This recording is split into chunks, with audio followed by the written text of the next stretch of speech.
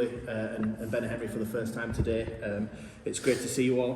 When Ryan asked me whether I would be his best man, I thought about it for about a second, and then I realised it'd be the best chance that I'd ever get for Ryan to pay for a meal and some drinks. Yeah, I'll do it. I'd like to congratulate Ryan on a fantastic speech. I always knew he would be hard to follow, and I was right. I could hardly follow a word of it. So. we have filmed it though, if anyone wants to see it again. It ran actually to 10.5 minutes, but I'll cut the crying out and it'll be about 45 seconds.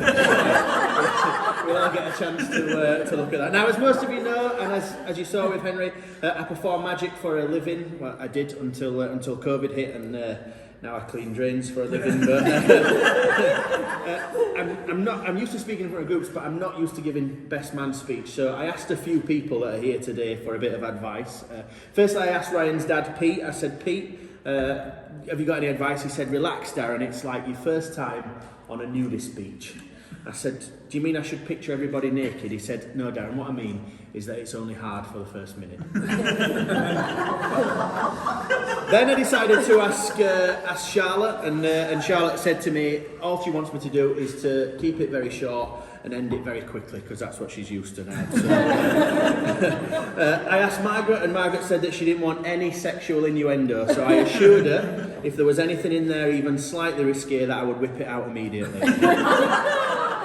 And then finally I asked Ryan himself, and he said, look, just don't talk about my mishaps, my mistakes, my embarrassing moments, my ex-girlfriends.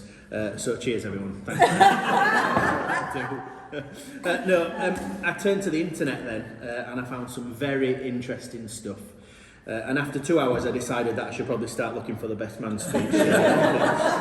I typed in best man speech ever, and there it came up. It said the perfect best man speech. I thought, brilliant. And then I saw it at $1.99 for access. I thought about how much I really care about Ryan. I just decided that I'd wing it. So that leads me here to talk about Ryan and Charlotte, because they say once in a lifetime someone comes along who you absolutely meant to be with. Everything feels great, the stars are aligned, body and spirit are in balance, and for that, my friend Ryan Fletcher, that person was me. I've known Ryan as long as I can remember.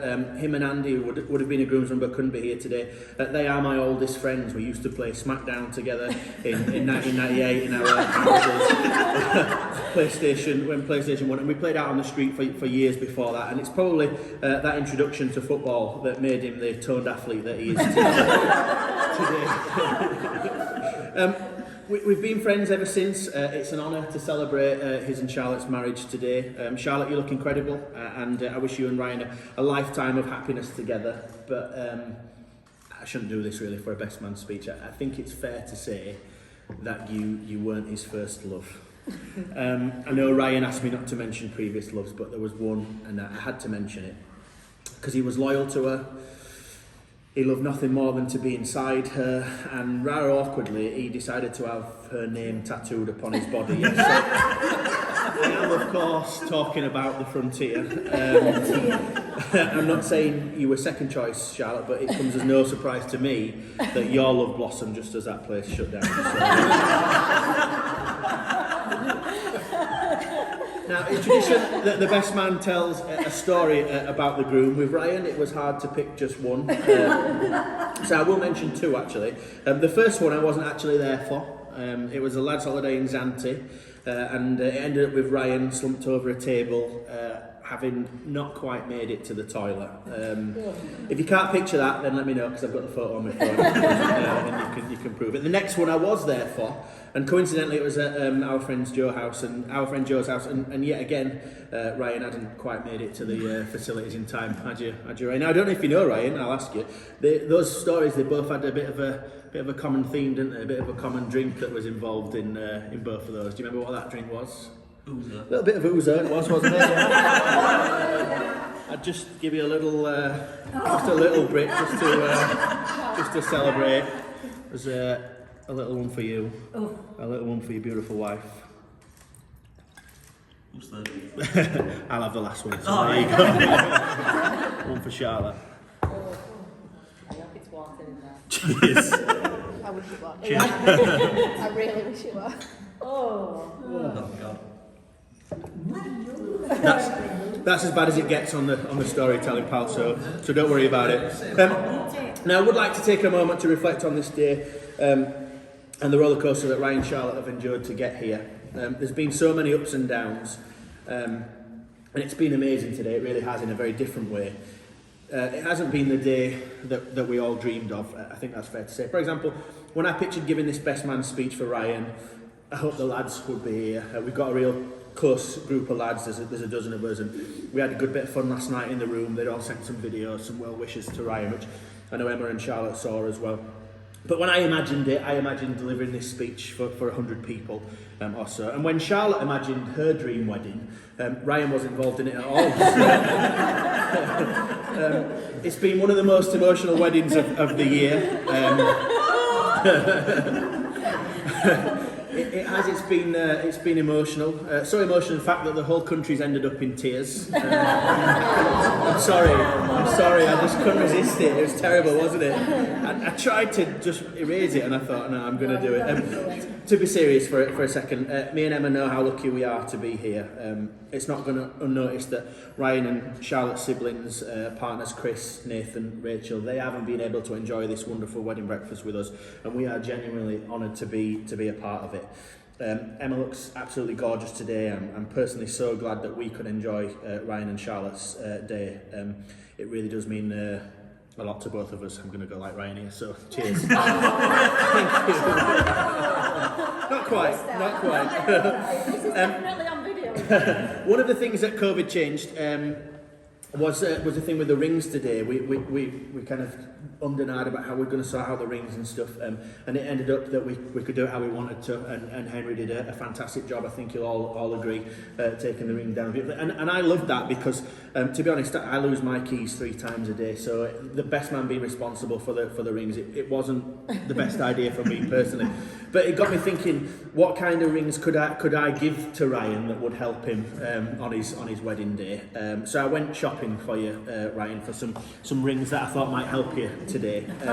The first rings type of ring that I found was the Haribo ring. There's some in there, and I knew, knowing what I know about you, that you would enjoy that. And then secondly, I found some other ring. They were some party rings which I thought you'd enjoy, but I didn't know if they'd really help you on today of all days. So I wanted a ring that would help you today or even tonight. So there's one in there for you and Charlotte. Maybe don't open that right now, but that's a ring that might help you a little bit later on.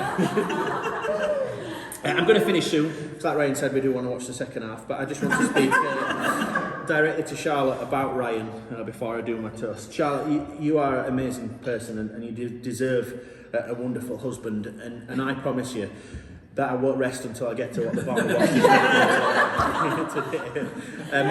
Ryan, you are so lucky. You are leaving here today with a beautiful wife who you love, and Charlotte, you're leaving with a nice dress and a bouquet of flowers. So it's not all bad news, is it?